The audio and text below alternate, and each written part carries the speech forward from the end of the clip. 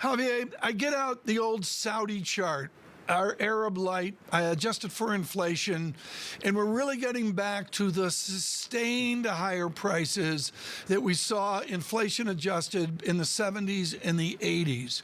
How important now is the sustained price over of being above $100 a barrel for a long time?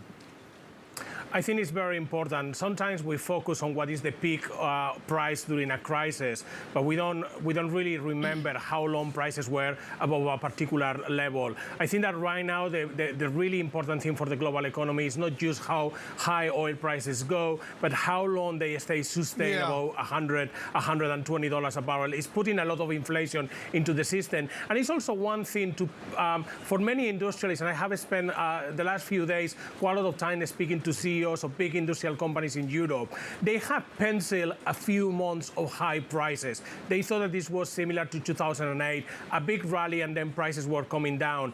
But they were not expecting very long, sustained prices as we are seeing right now. It's just already 6 months of high prices, and nothing really indicates that the next 6 months are not going to be anything but similar. The frost date across Europe, across the United Kingdom, with the energy prices they are, it beckons. It's out there somewhere, depending on the latitude, the longitude. Help us out, Javier. Are they going to have enough energy when they get to the first frost date? I really think that if we have a full shutdown of Russian gas supplies, Europe is going to struggle this winter. I don't think that CEOs, I think that the CEOs actually are getting more prepared than policymakers for what potentially is coming. And I don't think the policymakers had yet really told the population how bad it could get if Russia shuts down gas supplies to Europe, particularly to places like Germany, through the winter. It will not be enough gas, and we will have to decide what we are shutting down. But the whole economy cannot stay open if Russia shuts down completely gas supplies over the winter. Javier, we've been talking about this for months, and the story has been similar, and the fears have been similar, and yet we're seeing a shift in the narrative if you look at the price. And we've had 2 consecutive weeks of declines in oil prices, the first time that we've seen that going back to April. How much is this actually matched with something on the ground in terms of a pullback in demand?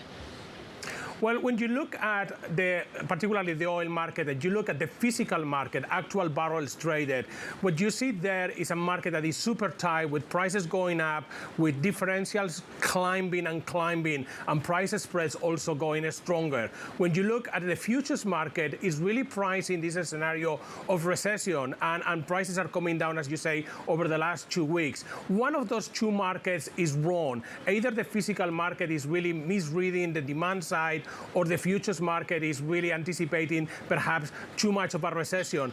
I tend to think that it is really the physical market which is getting it right, and prices in the futures market, Brent and WTI, are just going to come up in the next few days. Javier, I wanted to finish on something that you touched on a couple of times in this conversation, and it's the difference between demand destruction and demand construction. And that's a phrase that you've used over the last few weeks, because the policy initiatives that we've heard from many governments around the world right now seem to support demand and don't really level with the public about what might be coming in Europe later this year. That seems to be a big issue for you.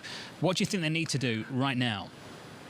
Well, I thought it was a very interesting opinion article by the 3 CEOs of the largest French energy companies, Total, Engie, and EDF, over the weekend in the French media. They urge demand savings, and they urge demand savings on energy right now, not over the winter. I would like to see European politicians and American politicians making exactly the same message. We do need to save energy right now, because in a worst-case scenario, with Russia shutting down, we do not have enough natural gas and oil to make through the winter. We cannot wait until the crisis hits us to take measures. The measures need to be taken now in summer when it's easier. Javier Blas, thank you, sir.